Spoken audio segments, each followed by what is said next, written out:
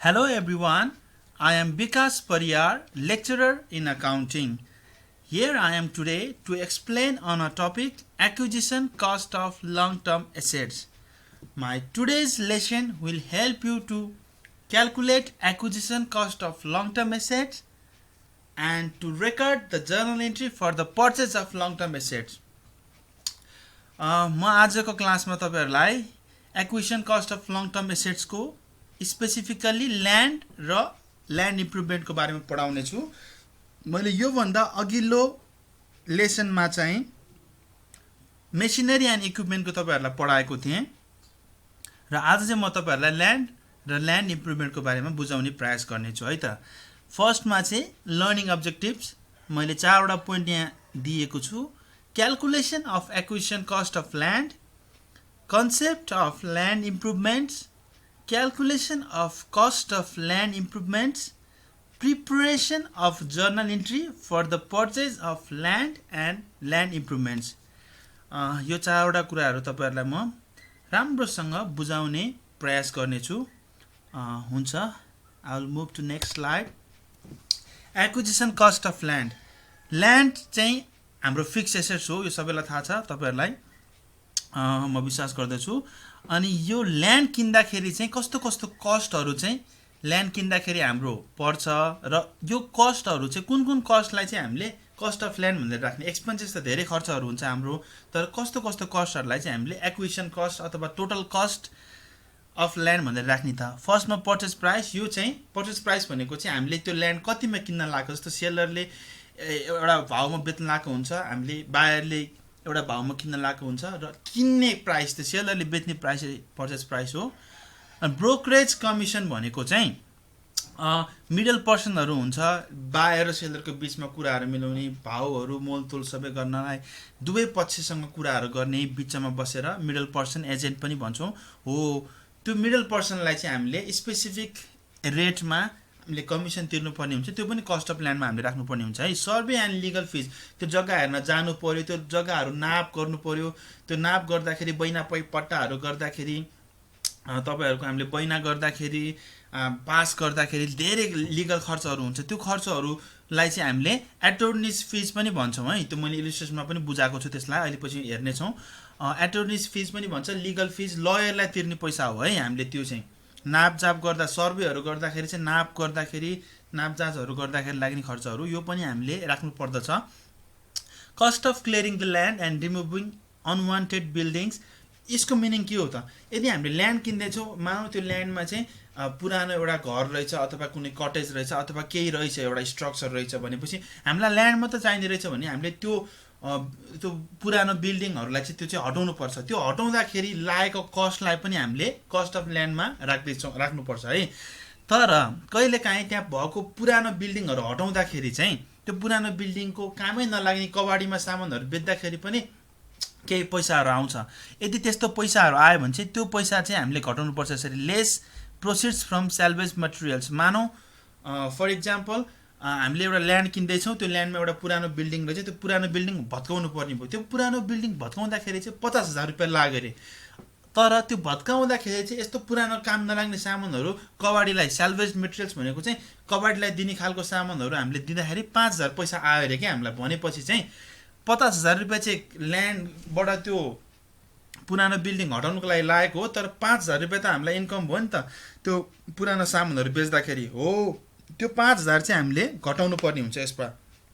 त्यसकारणले गर्दाखेरि 45,000 मात्र हाम्रो नेट कस्ट हुन्छ है। त्यसकारणले गर्दाखेरि यो अझ इक्जाम्पल म तपाईहरुलाई म राम्रोसँग बुझाउने छु। Tax assess to transfer the ownership title on the land.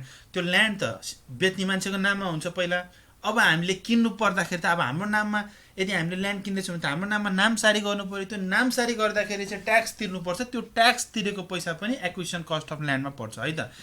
डेलिन्क्वेन्ट property tax भनेको चाहिँ मानौ त्यो बेच्ने मान्छेले चाहिँ अघिल्लो वर्षहरुमा उले चाहिँ प्रपर्टी ट्याक्सहरु, घर जग्गाको ट्याक्सहरु तिरेको रहन्छ, त्यो ल्यान्डको ट्याक्स तिरेको रहन्छ भने त्यो तिर्न बाँकी ट्याक्स त्यो पनि हाम्रो कस्ट अफ ल्यान्डमा पर्छ। त्यसकारणले गर्दाखेरि यो यति कुराहरु पर्छ। अब अरु कुराहरु म तपाईहरुलाई इलस्ट्रेसनबाट बुझाउने प्रयास गर्ने छु है त।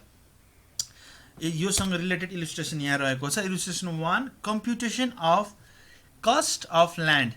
Raise of Hope Tutoring Center needs property and purchases land on March 1, 2020 for rupees 20 lakh with a note payable for the same amount. याद गर्नुस् है, हामीले यहाँनिर 20 लाखमा raise of Hope tutoring सेन्टरले note पेबलबाट किन्यो भनेको छ है।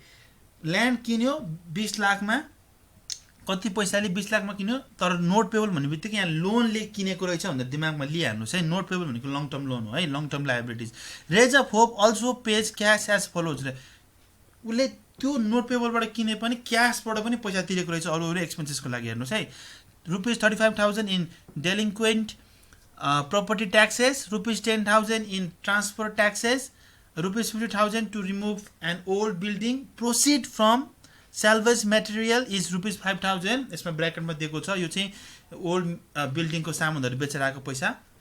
Rupees 10,000 for survey fee and brokers commission rupees 1 lakh. ब्रोकरलाई पनि पैसा दिएको छ है, commission 1 lakh. What is the Rays of Hope's cost of this land? Prepare journal entry for the purchase of land on March 1, 2020। एकदम सिम्पल छ, हेर्नुहोस् है। अब मैले यहाँनिर एउटा सिम्पल टेबल बनाएँ, पहिला बनाएको जस्तो। Calculation of cost of land, amount, gross purchase price भनेपछि हामीले तिरेको पैसा सुरुमा 20 लाख रुपियाँ, delinquent property taxes 35,000, transfer taxes 10,000, net removal cost of building हेर्नुहोस् है 50,000 माइनस 5,000 लेखाएको छु मैले 45,000, survey fee 10,000, brokers commission 1 lakh. यो टोटल कस्ट अफ ल्यान्ड चाहिँ हाम्रो 22 लाख भएको छ है। अब यो मध्ये ध्यान दिनुपर्ने कुरा के छ भन्दाखेरि 20 लाख चाहिँ लोन लिएर तिरेको छ, अर्को बाँकी कस्टहरू चाहिँ क्यासमा तिरेको छ भनेको छ है। यो कुरा याद गर्नुहोस् है। अब जर्नल एन्ट्रीमा, अब prepare journal entry for the purchase of the land on March 1, 2020 को यसमा म तपाईँहरूलाई बुझाउने छु। सरी, ल्यान्ड अकाउन्ट डेबिटमा 22 लाख रुपियाँ लेखेको छु, किनकि ल्यान्डको टोटल कस्ट भनेको त 22 लाख हो। अब नोट्स पेबलमा यहाँ 20 लाख लेखेको छु मैले, किनकि हामीले लोन लिएर गरेको। ल्यान्ड हाम्रो किन्यौँ भनेपछि त वाट कम्स इन डेबिट अथवा assets, all the assets are always debited to notes payable भन्ने बित्तिकै हामीले लोन लिएपछि तिर्नुपर्छ नि त, तिर्नुपर्ने पैसा भएको कारणले गर्दाखेरि टु नोट्स पेबल क्रेडिटमा लेखेँ मैले 20 लाख।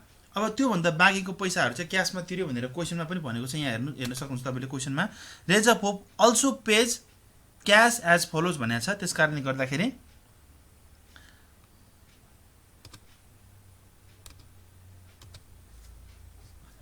अब नोटमा net removal cost of building, removal cost of old building minus proceeds from salvage materials. यो चाहिँ मैले तपाईँहरूलाई बुझ्नलाई सजिलो होस् भनेर नोटमा लेखिदिएको।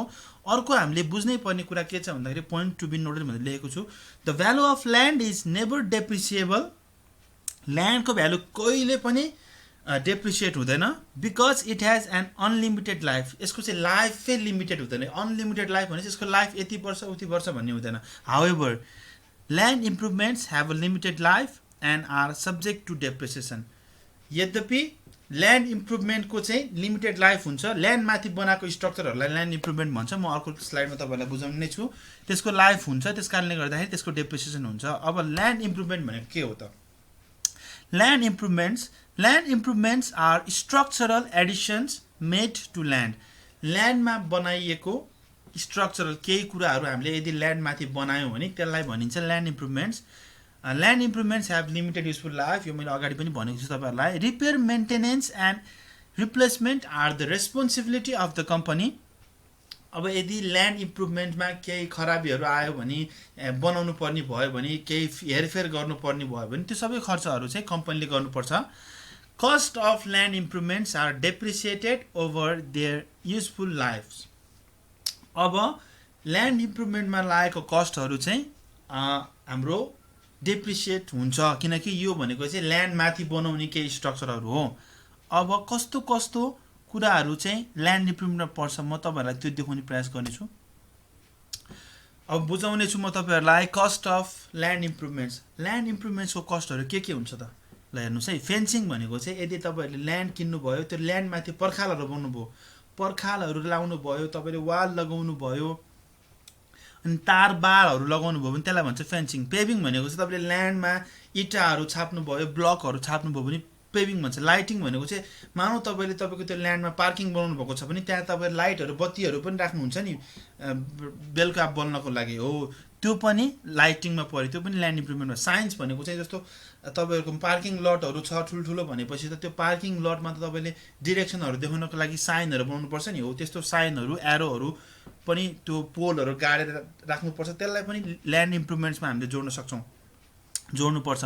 अन्डरग्राउन्ड स्प्रिङ्कलर्स भनेको के हो त? अन्डरग्राउन्ड स्प्रिङ्कलर्स भनेको चाहिँ तपाईँलाई थाहा होला, तपाईँहरूले पार्कहरूमा देख्नुभएको हुन्छ कुनै पनि स्मृतिहरू राखेको ठाउँमा, जस्तो माइतीघर मण्डलामा भयो, तपाईँको जावला खेलमा, तपाईँको धेरैवटा ठाउँहरूमा चाहिँ तपाईँको त्यो पानीको छिरछिर आइरहने सरर आइरहने बनाएको हुन्छ नि, हो त्यस्तोलाई चाहिँ अन्डरग्राउन्ड स्प्रिङ्कलर्स, त्यो पानी सरर आइरहने पानीको फोराहरू आइरहने, अनि त्यसको चाहिँ आर्टिस्टिक डिजाइन पनि हुन्छ अनि राम्रो देखिन्छ, राति पनि बत्ती बालेर राखिरहेको हुन्छ है।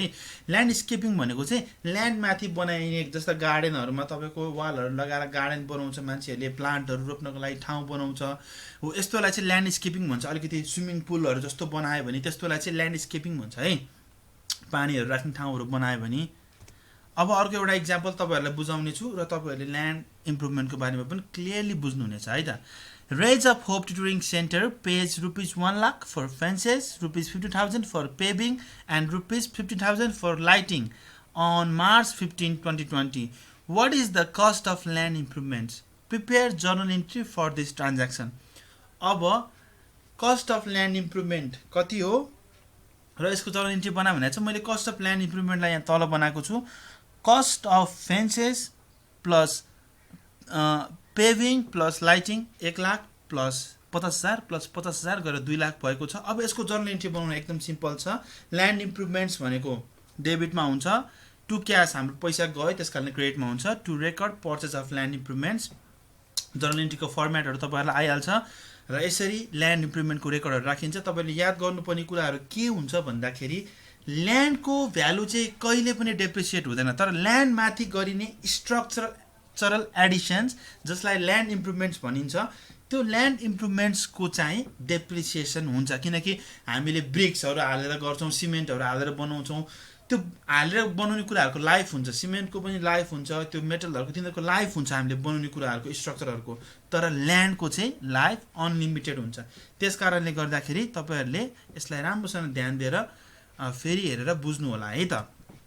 अब मैले तपाईँहरूलाई प्र्याक्टिस क्वेसन दिएको छु, मैले पहिलाको भिडियो लेसनमा पनि प्र्याक्टिस क्वेसन दिएर तपाईँहरूलाई सोल्युसन गर्न पठाएको थिएँ, मैले भिडियोहरू बनाएको थिएँ। अब यसमा पनि मैले 2वटा क्वेसन दिएको छु। 1 नम्बरमा अलि सिम्पल खालको क्वेसन दिएको छु मैले लर्नर्स कम्पनीवाला, र 2nd नम्बरमा चाहिँ रेज अफ होप ट्युटरिङ सेन्टरवालामा चाहिँ अलिकति कम्प्लिकेटेड बनाएको छु मैले यसमा चाहिँ। तर म आशा गर्छु तपाईँहरूले यो पनि राम्रोसँग बुझेर सल्भ गर्न सक्नुहुन्छ भनेर, र यसको यो क्वेसनहरू तपाईँहरूले आफै सल्भ गर्नु होला। अनि मैले यहाँ नोट लेखेँ जसरी नै solution of the practice question will be presented in next lesson भनेको छु। मैले यसको सोल्युसन नेक्स्ट क्लासमा चाहिँ तपाईँहरूलाई जस्तो मेरो नेक्स्ट भिडियोमा चाहिँ बनाउने छु, र अरू तपाईँहरूलाई अझ केही बुझ्न मन लागिरहेको कुरा, यसमा नबुझेको कुराहरू छ भने मलाई कमेन्टमा लेख्नु होला। Thank you very much for watching this video. म आगामी दिनहरूमा पनि अझै अरू भिडियोहरू पनि यो च्याप्टरसँग रिलेटेड अरू भिडियोहरू बनाउने छु र यसको सोल्युसन पनि हाल्ने छु। त्यो सबै कुराहरू तपाईँहरूले राम्रोसँग हेर्नु होला, र नबुझेको कुराहरू केही छ भने कमेन्टमा लेख्नु होला। र तपाईँहरूलाई म रिक्वेस्ट गर्छु मेरो यो भिडियोलाई राम्रोसँग तपाईँले सुरुदेखि अन्तिमसम्म हेर्नुभयो भने बल्ल बुझ्नुहुनेछ। त्यस कारणले गर्दाखेरि सुरुदेखि अन्तिमसम्म राम्रोसँग हेरिदिनु होला, र मेरो युट्युब च्यानललाई लाइक, कमेन्ट, सेयर र सब्सक्राइब पनि गरिदिनु होला। यति भन्दै म तपाईँहरूलाई राम्रोसँग प्र्याक्टिस गर्नुहोस्, लेखेर सबै कुरा बुझेर सुरुदेखि अन्तिमसम्म नोट बनाएर गर्नुहोला भनेर पनि तपाईँहरूलाई म उत्साह दिन चाहन्छु, ताकि तपाईँहरूले सबै मेरो लेसनहरू चाहिँ प्रष्टसँग बुझ्न सक्नुहोस् र यो प्रब्लमहरू पनि सबै राम्रोसँग गर्नुहोस्। र म नेक्स्ट भिडियोमा चाहिँ सोल्युसन सहित आउने छु। त्यतिन्जेलसम्मको लागि तपाईँहरू सबैजनालाई म राम्रोसँग सुरक्षित साथ बस्नु होला भनेर आग्रह गर्नेछु। Thank you very much for watching this video. Thank you.